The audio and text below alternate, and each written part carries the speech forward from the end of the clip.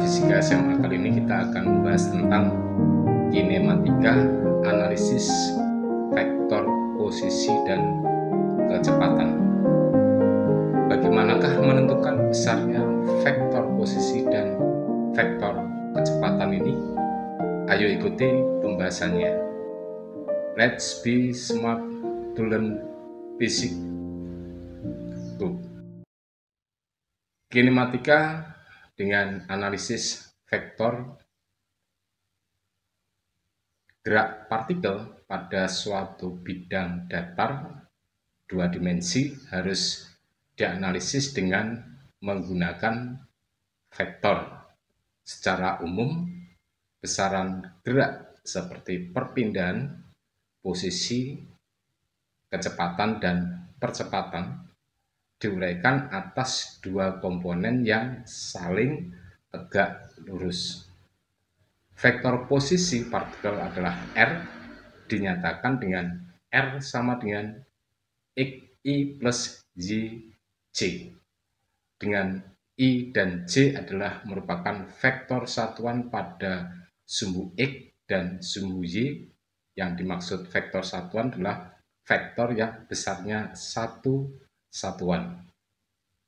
Contoh gerak pada bidang yang umum kita jumpai dalam kehidupan sehari-hari adalah pada gerak parabola. Simak ilustrasinya tentang bagaimana gerak parabola tersebut pada lintasan berupa bentuk garis melengkung seperti pada ilustrasi ini.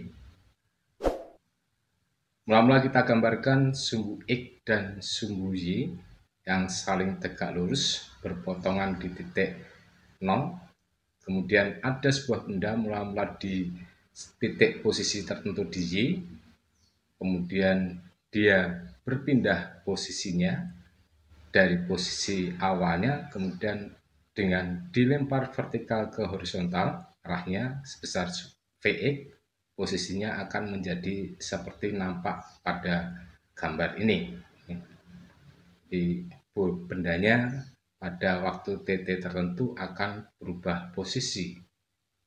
Dan jika kita lukiskan lintasan benda tersebut adalah berupa suatu lintasan parabola. Seperti pada nampak di ilustrasi ini. Pada suatu saat T tertentu, benda tersebut mencapai di titik tertentu, misalnya di titik P, di mana di titik P itu di mana letaknya, yaitu kita uraikan ke arah sumbu X, menghasilkan posisinya terhadap sumbu X, dan ke arah sumbu Y, menghasilkan posisinya terhadap sumbu Y, sehingga titik P tersebut berada pada koordinat X, Y, di mana awalnya di Y tadi benda dilempar vertikal ke arah horizontal dengan kecepatan Vx. Ke arah horizontal gerak parabola kecepatannya konstan, dan kemudian karena pengaruh gravitasi bumi G pada suatu saat mencapai titik P di bawah dari posisi semula dengan kecepatan arah sumbu X tetap sebesar Vx dan bergerak jatuh ke bawah dengan kecepatan menjadi sebesar Vy. Jika Vy ini kita jumlahkan dengan Vx, maka akan kita dapatkan besarnya kecepatan benda tersebut pada suatu titik P, yaitu sebesar V, yang merupakan hasil penjumlahan dari vektor Vx ditambah Vy yang besarnya sama dengan akar Vx plus kuadrat plus Vy kuadrat. Nah, ini adalah ilustrasi tentang bagaimana kita untuk menentukan posisi maupun kecepatan dari gerak benda dengan menggunakan analisis vektor. Yang pertama, perpindahan posisi partikel pada suatu bidang. Misalnya, ada sebuah benda terhadap sumbu X dan sumbu Y yang sebagai acuannya adalah titik 0. Dia berada pada posisi tertentu terhadap sumbu X, posisinya adalah X1 I terhadap sumbu Y posisinya berada pada Y1J, dan posisi benda tersebut bisa kita nyatakan berada pada R1. Posisi mula-mula adalah R1 dan R1 ini besarnya berapa? Sama dengan X1I plus Y1J. Jadi posisi mula-mula R1 ini, R1 adalah X1I plus Y1J. Dan kemudian jika benda tersebut bergerak secara tidak beraturan, pada suatu saat berada pada posisi barunya, yang mana terhadap sumbu X adalah X2I dan terhadap sumbu Y adalah Y2J, dan posisi barunya tadi adalah kita nyatakan R2, maka posisi barunya adalah R2 ini sama dengan X2I plus Y2J. Nah, berarti benda tersebut telah berpindah dari R1 hingga menuju pada R2, dan perpindahan yang dihasilkan oleh partikel dari R1 ke R2 tadi dinamakan sebagai delta R, atau perpindahan yang besarnya adalah sama dengan R2 dikurangi R1, posisi akhir dikurangi posisi mula-mulanya. Jadi delta R sama dengan R2 min R1 ini, R2-nya adalah X2I plus Y2J, R1-nya X1I plus Y1J, sehingga delta R sama dengan X2I plus Y2J min X1I plus Y2J, Y1J. Kita kumpulkan X2I min X1I plus Y2J min Y1J, sehingga X2 min X1 menghasilkan delta X dan Y2 min Y1 menghasilkan delta Y. Jadi X2 min X1 plus Y2 min Y1 ini menghasilkan delta R-nya sama dengan delta XI min delta YJ. Yang kedua adalah kecepatan partikel pada suatu bidang. Jadi analisis vektor kecepatan partikel pada suatu bidang. Yang pertama, kecepatan itu ada kecepatan rata-rata. A, kecepatan rata-rata. Kecepatan rata-rata adalah jarak dibagi waktu, yaitu V seret sama dengan delta R per delta T sama dengan delta XI plus delta YJ per delta T. V rata-ratanya berarti sama dengan delta XI per delta T plus delta YJ per delta T. Delta X, delta T per kali I sama dengan VXI, jarak dibagi waktu kecepatan, maka V rata-ratanya adalah VXI plus VYJ. Dan kemudian untuk Vx tersebut besarnya adalah delta X per delta T, sehingga delta X-nya adalah X2 min X1 per T2 min T1, dan Vy-nya adalah delta Y per delta T, maka Y2 min Y1 per T2 min T1. Dan yang berikutnya B, kecepatan sesaat. Kecepatan sesaat ini adalah kecepatan yang waktunya, selisih waktunya limit mendekati 0, sehingga kalau dirumuskan secara matematiknya V sama dengan limit delta T mendekati 0 dari kecepatan rata-rata, atau V seret yang sama dengan bisa dinyatakan limit delta T mendekati 0, V rata-ratanya adalah delta R per delta T. Maka secara matematiknya V bisa dinyatakan hasilnya adalah dr per dt. Ini adalah perumusan dari perumusan turunan fungsi yang pertama, atau yang dikenal dengan nama diferensial. Jadi V sama dengan dr per dt, R-nya adalah sama dengan XI plus YJ, maka V sama dengan D per dt kali XI plus YJ.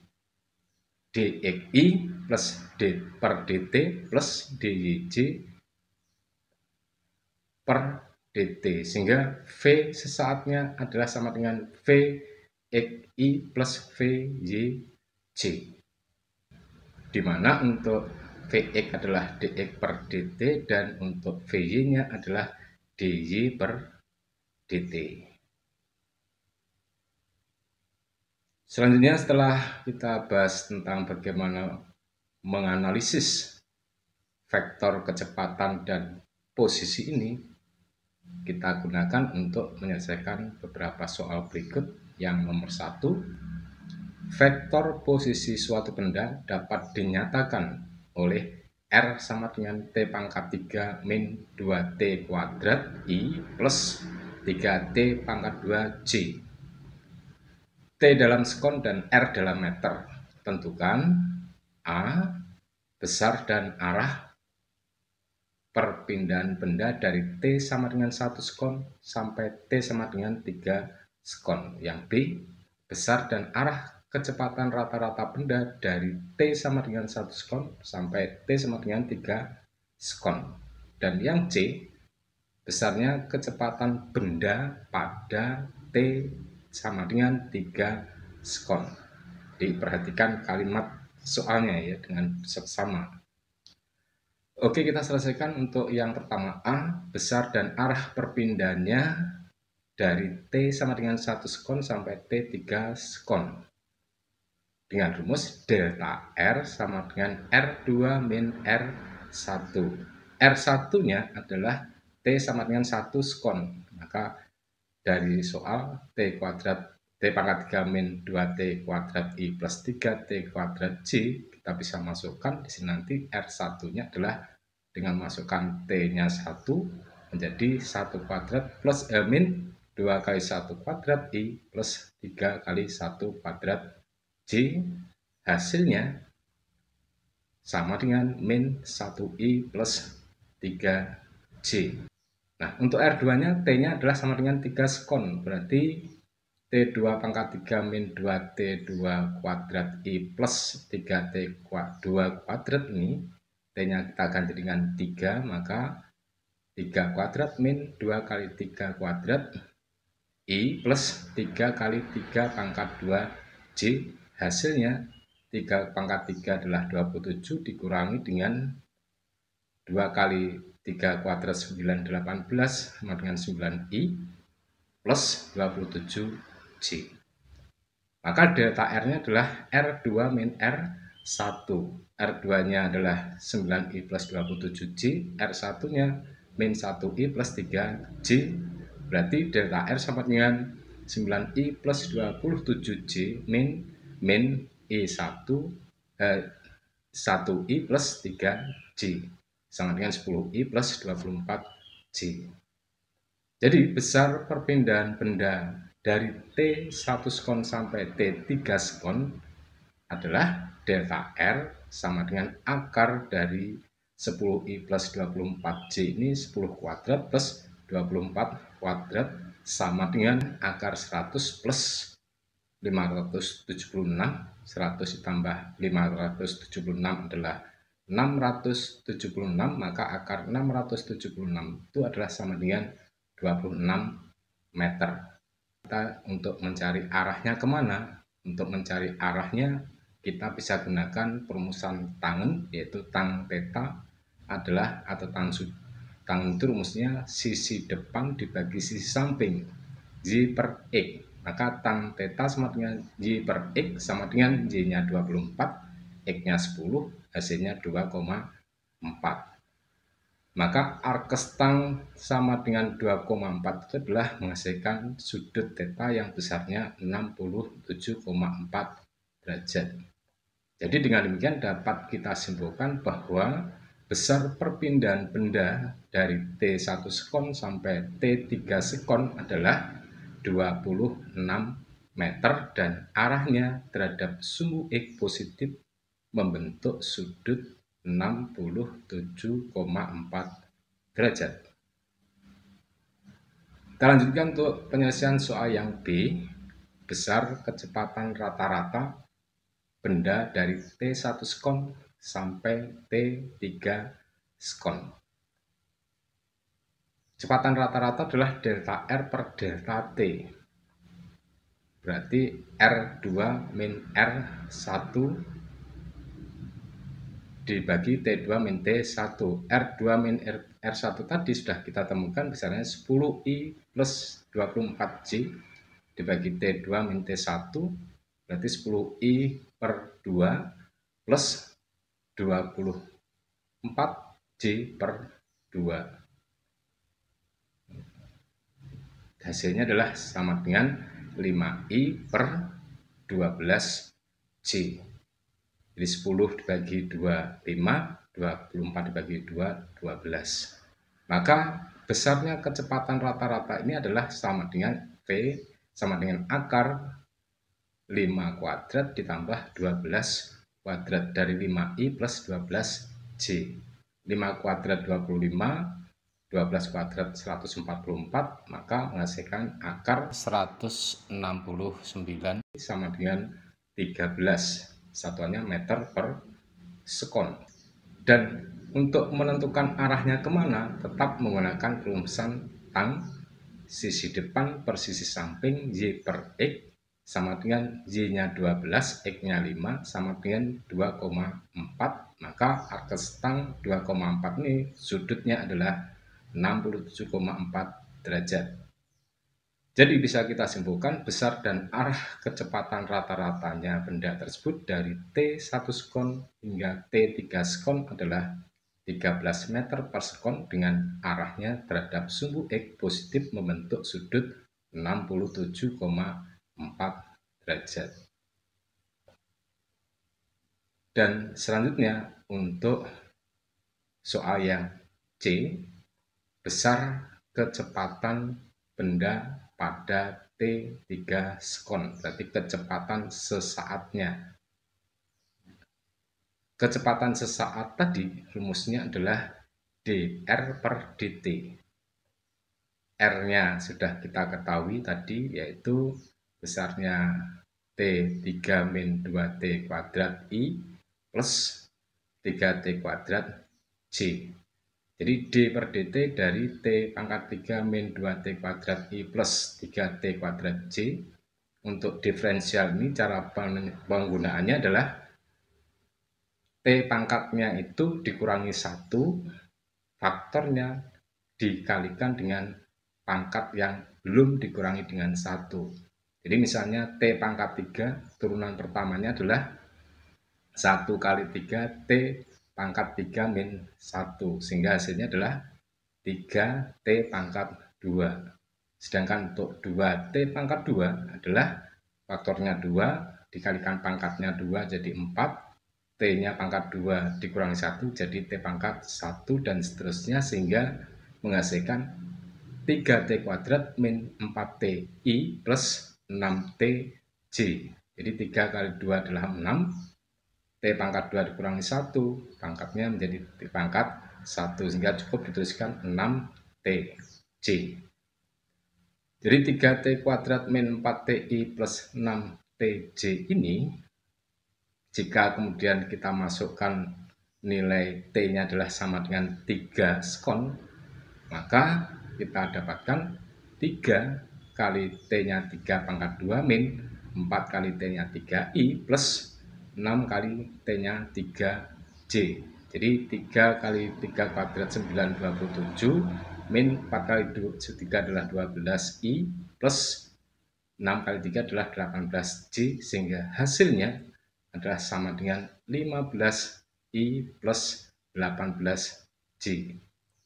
Sehingga dengan demikian bisa kita dapatkan perolehan besarnya kecepatan sesaat itu adalah V sama dengan akar 15 kuadrat plus 18 kuadrat sama dengan akar 225 plus 324, jumlahnya adalah akar 549, hasilnya adalah 23,4 meter per sekon, dan arahnya dengan tang theta adalah Y per R, Y-nya adalah 18, R-nya 15, maka Y per X sama dengan 18 dibagi 15 sama dengan 1,2 arca stang 1,2 tetanya adalah sama dengan 50,2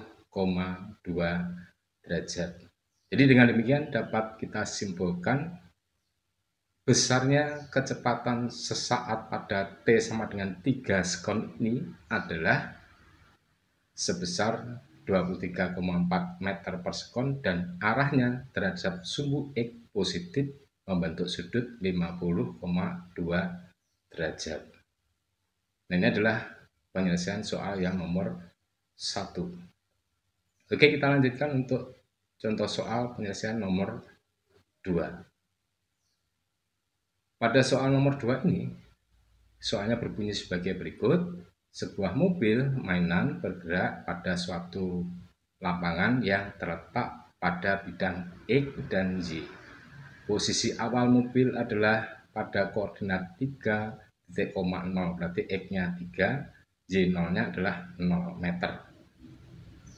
Komponen-komponen kecepatan mobil dapat dinyatakan oleh fungsi Vx sama dengan 4 meter per sekon T dan Vy sama dengan 10 meter per sekon plus 0,75 meter per sekon T pangkat 2. Nah, seterusnya untuk yang ditanyakan, nyatakan persamaan umum posisi mobil.